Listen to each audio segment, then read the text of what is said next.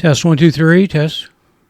Give me your levels. 1, 2, 1, 2. All right. That look good. Get my notes on. Rocky, you good in the booth? Yeah, everything looks like it's on out here. Everything's recording.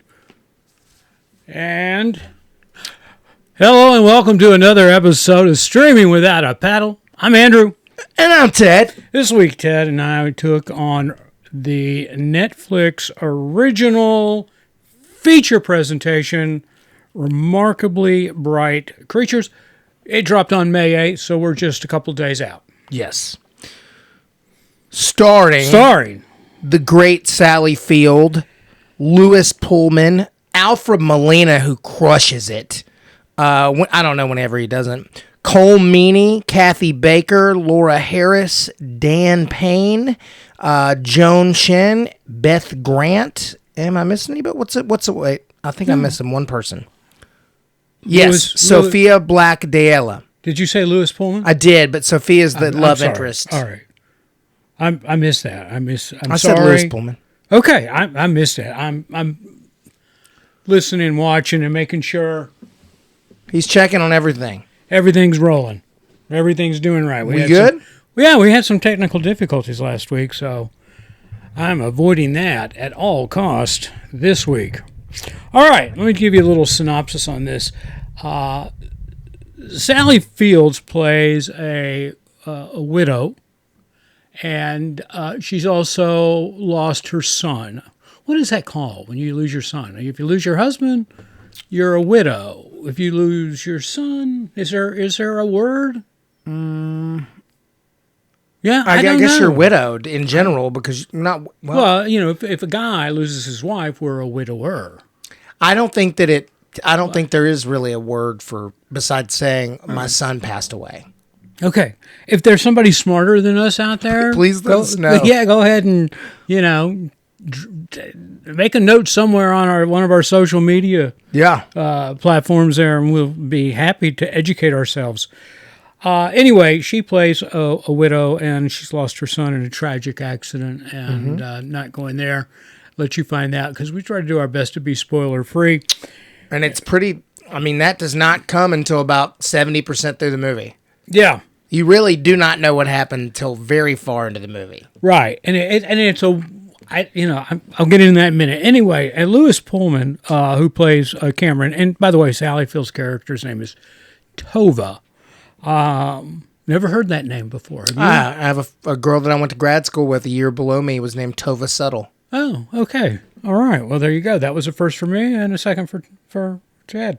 Anyway, Lewis Pullman plays Cameron, who's in search of his father because he has lost his mother, and he's got a chip on his shoulder. Mm-hmm. And he's living in a van. Literally down by the ocean. Yeah.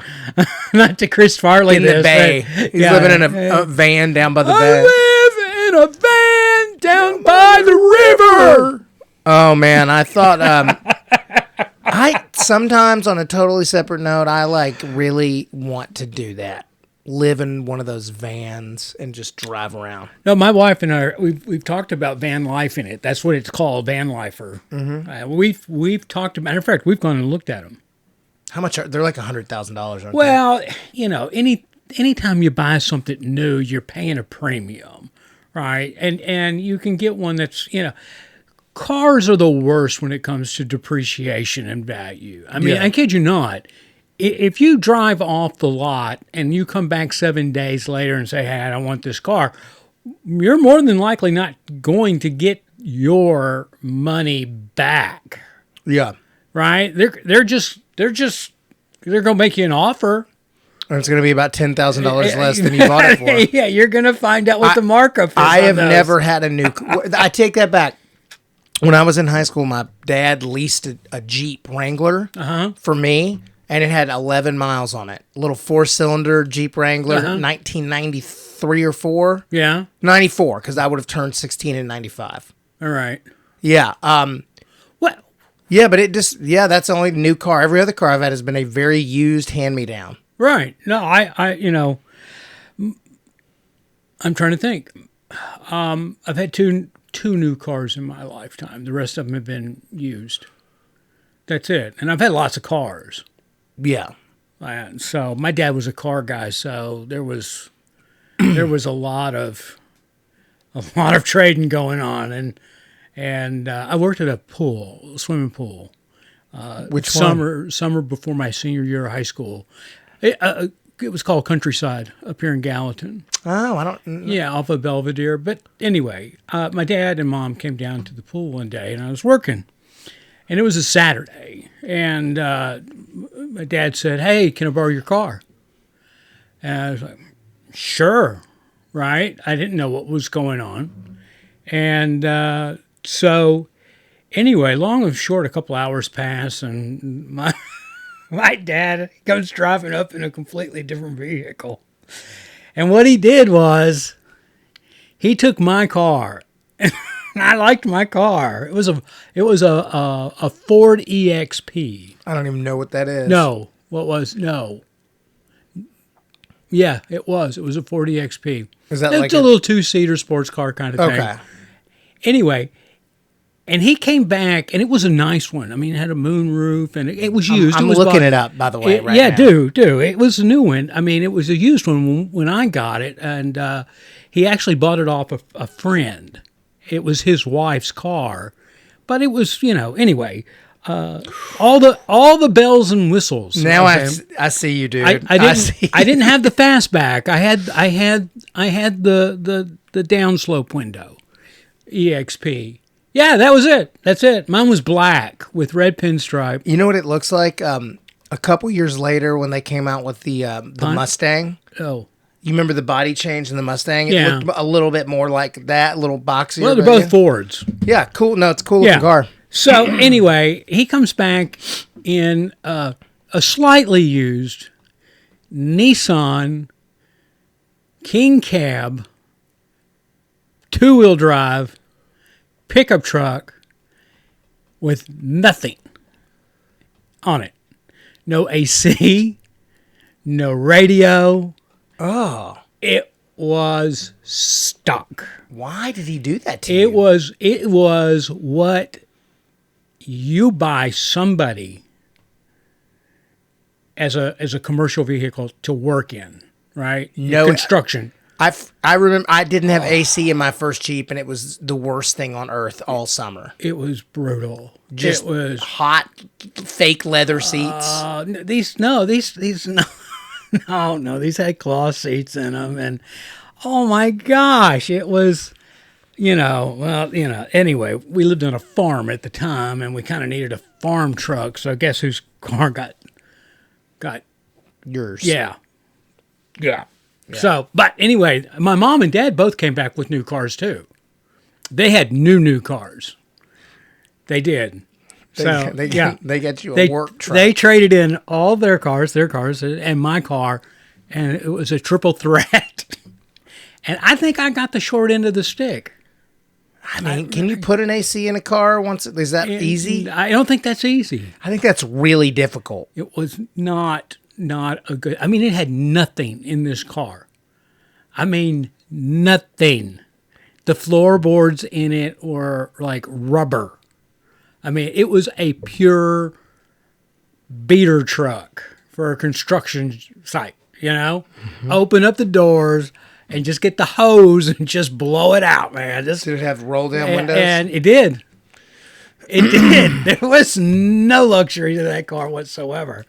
So, except for it had power steering, but I think that was required at that point. Anyway. After 1983, I think you had to have... Yeah, it was... Anyway, let's get back to this. That was my thing. He was in a van, living in a van down by the river. That's how we got onto this subject. And yes, my wife and I are looking into being van lifers. I'd love nothing more than to take my half of the show, Ted, on the road. I'll sit in my van. And do it from the van. Yeah. I'm going to park my van down by the river. I would like to do it sometimes for trips on spurts for like a month. I don't want to do it year round. Yeah, I don't think we would do it year round. Our conversation's been more of 3 months at a time. We're going to get out and we want to get out and do it. I mean, we want to we want to get out and enjoy the sights. Yeah, I would kind of want to get So- like not even as much a van as a small camper. You know, the little bitty campers. Right. That's more what I'm if I were cruising around. Now, see, I would get the van life van, and just think about it. Okay, just take driving from Mexico all the way up to Canada in this thing up to PCH, right? Yeah. I mean, and there are tons of places to park all on the way where van lifers have basically taken over. And just imagine how slow and wonderful that trip would be. I mean, you pull into a town. Matter of fact, when we were out there this last time, we went down to Carmel. We took the PCH, drove down to Carmel, and then back up to Santa Cruz, and then back into San Jose, where we were, before going on to San Francisco. But I can't tell you how many van lifers we saw between Carmel and Santa Cruz. A lot because nobody can afford a house. And they were just enjoying it. I mean, they were just that's what they do. They just travel around. I mean, so What do those people do for money?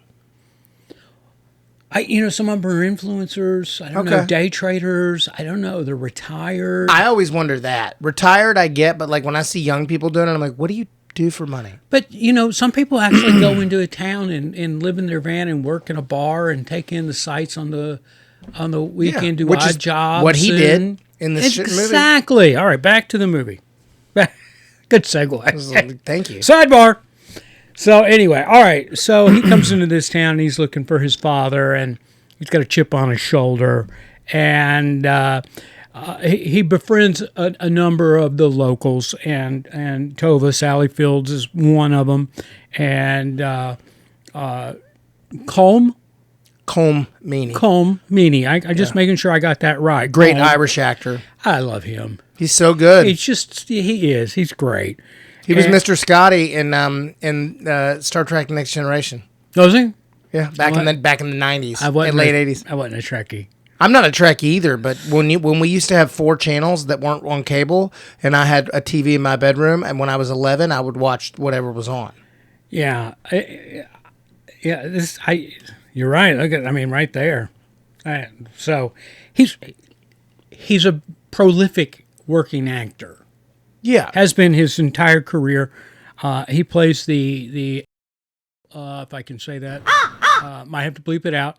FBI guy or U.S. Marshal in Con Air, and he was just great in that as well. Anyway, we could Far and Away. He's in everything. Yeah. I mean, he has too much of a resume for you to even go over. You see him and you just go, I know him. He's good. Yeah.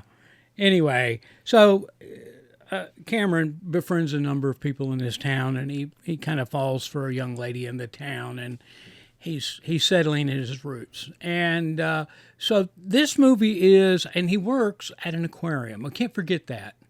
Which, by the way, you know where this movie was shot? Vancouver. Yeah. They refused to shoot I had anything. to push the button. I knew it. I didn't even have to look. I knew it was Vancouver. That was gorgeous. Yeah. That was gorgeous. I mean, why would we shoot anything in the United States? It was gorgeous. Anyway, he works in a little aquarium as he's trying to pick up money. He's filling in, actually, for Sally Fields' character, Tova, because she has injured herself. And that's how they befriend each other, is she's kind of mentoring him through the process as the after-hour cleaning person. And of course, there's this whole story is tied together by the VO of an octopus. He was so good. It was. I thought that was such a lovely, because you could have told the story without the octopus, but that little element just made it wonderful for me. I was not on board with the octopus for a little bit. All right. But then about 5 minutes into him talking, Yeah. I was like, "Oh no, I love you now. Yeah. He's such a good actor." No, it is.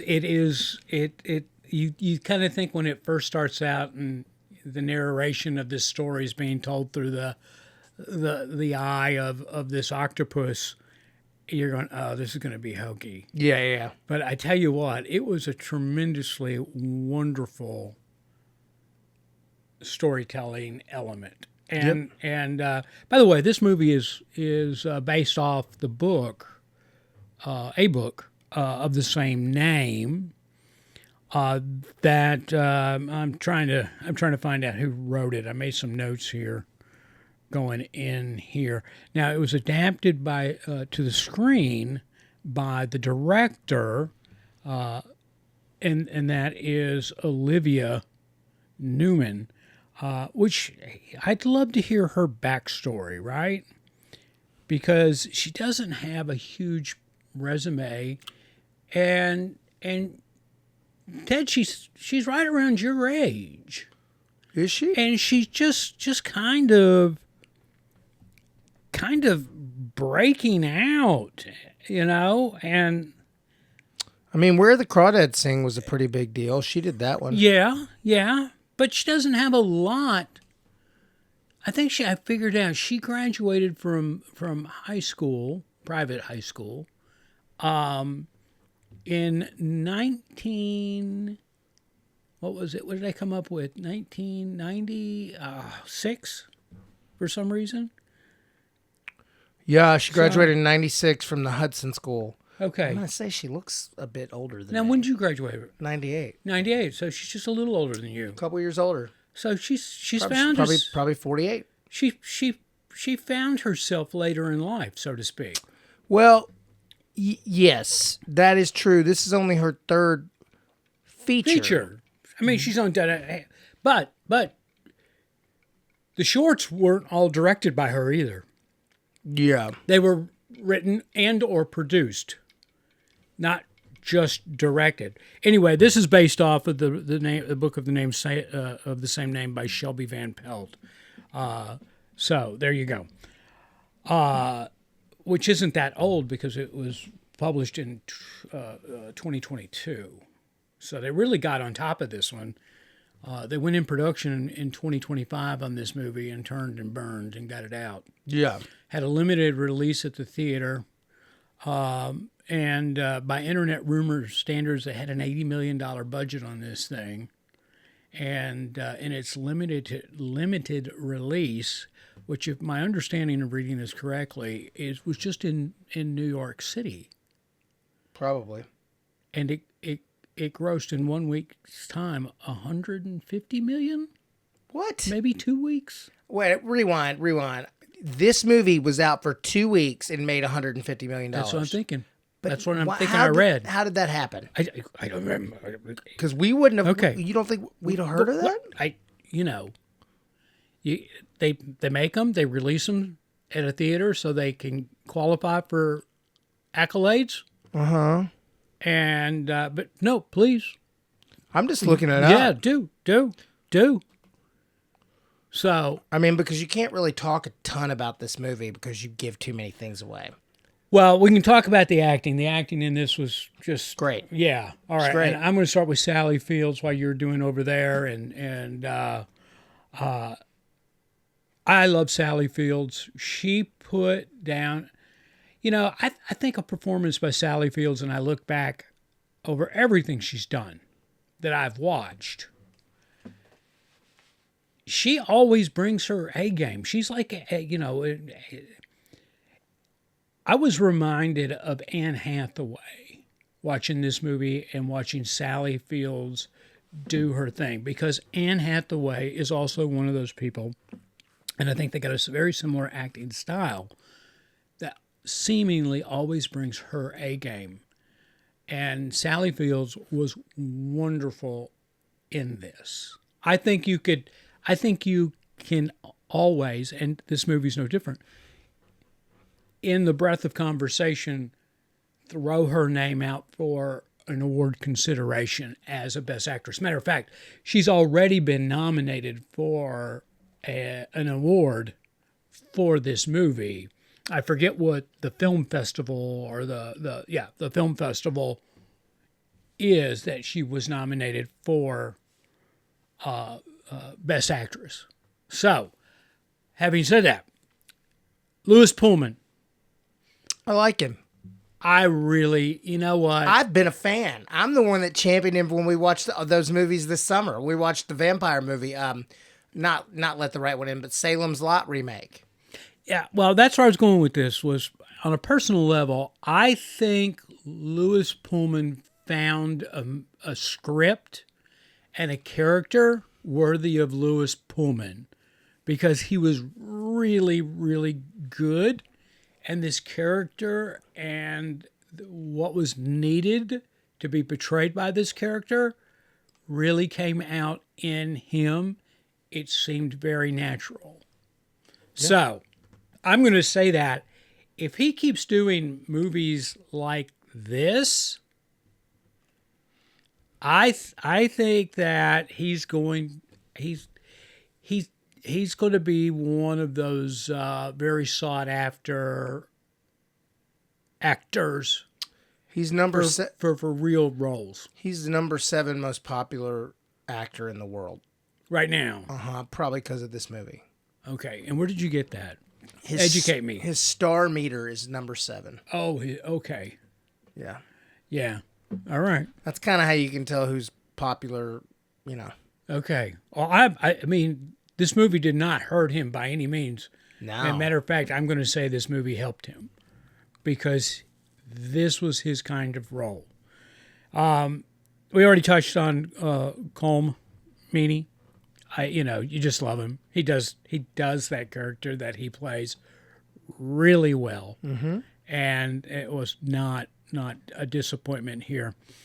Now, I'm going to say I did not read the book, but I loved this adaptation of the story, and I understand that the director, Olivia Newman, worked very close with the writer, Miss Van Pelt. Okay.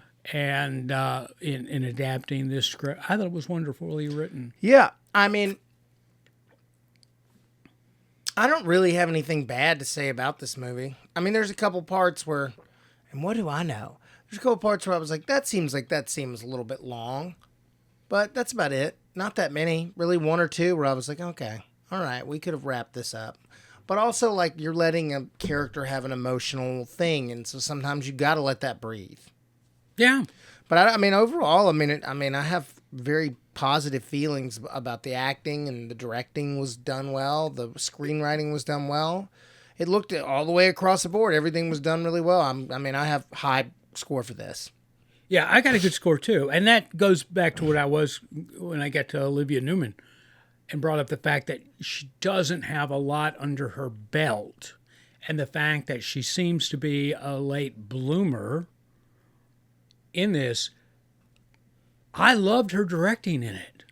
Yeah. She got out what needed to be gotten out of the actors to draw, because it's a very it is a spoken word reactionary kind of actors movie. There's no explosions and there's no big plot twist or anything like that to cause an actor to really go over the board and getting involved with their character.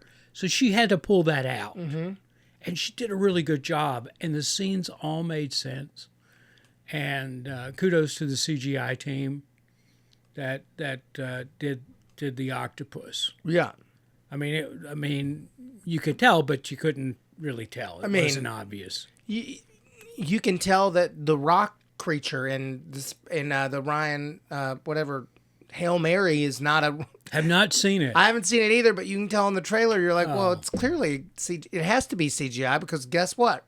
Rocks and octopuses don't like freely talk to people. Oh well, I have a family member that has seen Hail Mary 4 times already. Okay.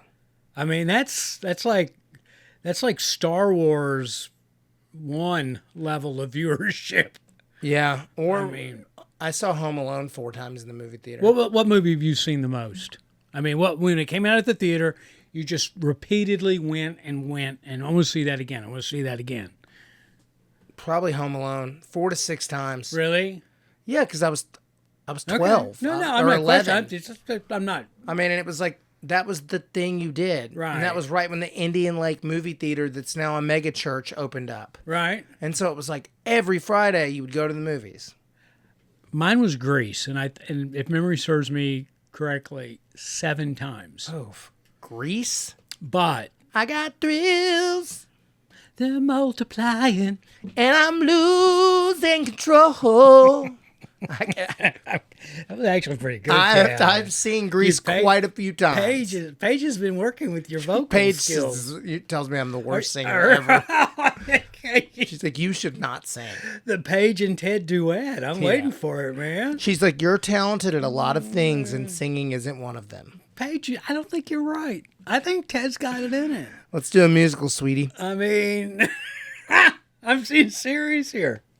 No, and it wasn't one of those things that, and I didn't mind it. It wasn't one of those things. I probably saw it 2, maybe 3 times on my own need. But it was like you go to a birthday party or something, and we're gonna go see a movie, or you go over to somebody's house and to spend the night on a Saturday night. They take you to the movie, and that's what we ended up seeing was Grease. Now, I've had some VHSs I've watched over 100 times, but yeah. Well, there was one occasion that we watched it twice. I was down in Birmingham staying with some friends, and we went to see the movie like we were supposed to, and then the mother didn't come pick us up. So you saw it again? So we just went back into the theater. And of course, this is the time when there were cell phones or anything like that. We were, and so we just went back in and watched this. Yeah. That's 2 times in one night. But I don't think we have any young listeners, but just so they're clear, if there are any out there were complete times when our parents just left us places. Yeah. Like no supervision whatsoever. No. Here's $10. I'll pick you up in 4.5 hours. Here's $10. Good luck. Yeah, it's like I remember so many times being dropped off at that movie theater with like movie was 7. My mom would give us like $20. You'd get popcorn and a drink and play some video games. Yeah. Did you get dropped off at Opryland? Yes. Oh, okay. Season pass, dude. Okay. That was my mom's favorite babysitter in 7th and 8th grade. 7th and 8th grade, think about this. She would drop me and my friend Ian or me and my friend Brody or all 3 of us off it opened at 10 o'clock at 9:50 and pick us back up at 5. Well, closing time. And we would do it multiple days in a row. It's like, what are we doing? We're just riding the same 8 rides. Yeah, my mom did that too. Matter of fact, my mom doesn't mince the fact that she admits that when I was growing up, she just opened up the back door and said, "Go, have fun." Yeah. I don't think you can do that today. No, dude, I had a 4-wheeler and I was jumping stuff in the field next to our house. One time I got clotheslined by a dock cord I didn't see. I was just tearing up on a little 4-wheeler. I was like 9. Like, no way would that happen now. Oh, man. Anyway, all right, Ted, let's get to some numbers on this thing, okay? 8.3. No, you cheated. You saw my notes. I didn't. I'm an 8.3. Yeah. I am an 8.3. It's above a 7, and it's to me. Yeah, this was wonderful. Now, I want a preference for this. I think if you're going to really enjoy this movie, you've got to be over 40. Oh yeah, I want my listeners out there to know. This is not for kids. I think over 30. I think once you get to the point of like you have to be able to chill to watch this movie. You have to there's no flashy things in it. No, it's a storytelling story, which is great. It was wonderful. Listen, I like to watch stuff blow up too, but not. Oh man, did we talk last week about how I tried to watch that Mission Impossible movie? No. Oh, this is it, and then we can wrap it up. Okay. I tried to watch that Mission Impossible, the new one, and I was like, I guess. I mean, I know that he's actually doing the stunts, and I love Tom Cruise, but I was like, I don't know, dude. Why are you doing this? You're 62. Why are you jumping off a cliff? Because he's Tom Cruise. I wouldn't do it. If somebody were like, hey, we can't get your stunt double, I'd be like, well, then I guess you better CGI it. I'm not doing jumping off a cliff. All right. Well, I'm going to go back and not that it matters one bit. Rotten Tomatoes, the score on this was collectively an 81, an 8.1. Now, here's the funny thing is the audience meter on this was 9.2, and the critics were an 8. Well, that can't work out. 8.3. So that, just to put it in perspective, that's where this movie went, and in the world of tomatoes. And IMDb gave this has to be the highest IMDb, 7.9. It's pretty high. That is huge. Pretty high. So, Ted, let's take a moment though, and let's set a standard for our listeners and society. I said 40, you said 30. You got to be 35 or older. Can we agree on that? 35 or older. 35 and older. Yes. But I do want a preference. It will probably help if that 35-year-old is a female. Yeah. Right? I think an older guy would need to be older to kind of fully appreciate the story and the storytelling of this movie. But a woman, young lady, she'll pick it up real quick. Mm-hmm. Yeah. All right. We're in agreement. Yes. See, society, we can get along. We can get along. We can get along. Look at that. It's not my way or the highway. No. It's a 35. 35. 35. All right.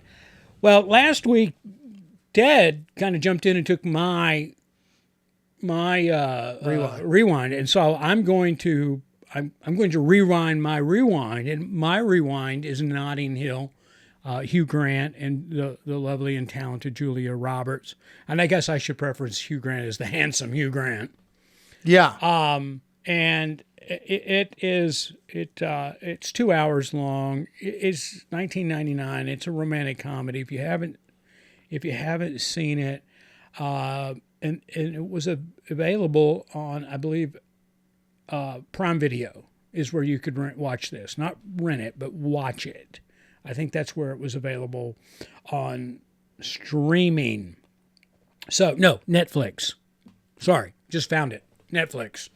So, anyway, that is what it's about. Is Hugh Grant owns a bookstore, and Julia Roberts plays a starlet who's in England promoting her latest film, and their paths cross, and it becomes one of these love at first sight kind of things, especially on her end. So, it's just a cute romantic comedy. The characters are in it are just so vibrant. It's not funny. Yeah, it's great. Yeah. So, again, that's Notting Hill. And the movie today was Remarkable. Bright Creatures. And it was, what was that? What was the length on it? It wasn't that bad. Hour and 52. Okay. Didn't seem it. Yeah. It moved quick. Sally Fields, Lewis Pullman, which, by the way, he's in the new Spaceballs. Playing his dad? The son of his dad. That His makes dad's sense. in it. That's yeah. great. So, anyway, there you go. Ted, anything else? Finished Rooster. I think we're doing that tonight. Great. We go to bed a little earlier now than The 10 o'clock start time? Rooster's drop time. And so we have to postpone that. Yeah, I really enjoyed it, but it did take 3 episodes to get into it. Really? Yeah, but I really enjoyed it. Oh, man, I was hooked from the get-go. Matter of fact, we've been playing catch-up on the series, and we watched, because we missed a week. So last week we watched 2 episodes back-to-back. And at the end of those 2 episodes, I've told my wife, I said, this is every bit as good, not saying better, just as good as Ted Lasso. Yeah. And so... Well, I'm curious about this new season of Ted Lasso. Yeah. And that comes out very shortly. Mm-hmm. Very shortly. June 6th, I believe. Something like that. Yeah, we're just weeks away. Oh. All right, guys. Anything else, Ted, you want to discuss? No. You want to throw out there? No? No. No? Any projects? Anything? Or you got any? What's the scoop out there, Ted? I mean, nothing really. I'm doing something in the fall. They call in September called a vertical, which is basically a TV show shot, so you can watch it on watch it on your phone. Okay. So we'll see what that's like. Right. And then that's about it. Working on a little script thing with some friends of mine. Probably going to do that in the fall. But that's like a real one. That's like a, sit down and set up shots and shoot it thing. Well, a couple of months ago, I found my sequel to Honey, I Blew Up. Oh, yeah. Blew Up the Baby, or the kid, I guess is what it ended up being. And I've been going back, and I'm slow writing it, rewriting it. So you can pitch it? No. I want to go back and, it's been fun doing that. So rereading it. And so I'm tweaking and I've got a little bit more experience in my belt. I was like 24 years old when I wrote that. Yeah. And so I'm going back and I'm slowly rewriting that. And I'm going to share that on our social sites as I progress. So I love it, dude. Yeah, I'm going to put it out there. Good. That's what I'm doing besides this. And anyway, guys, you all, thank you. We appreciate you being here. Tell your friends, tell your neighbors, like, subscribe. The routine. I know they all say it's important. It is important. It really helps us out. Yeah. All right. Having said that, I'm Andrew. And I'm Ted.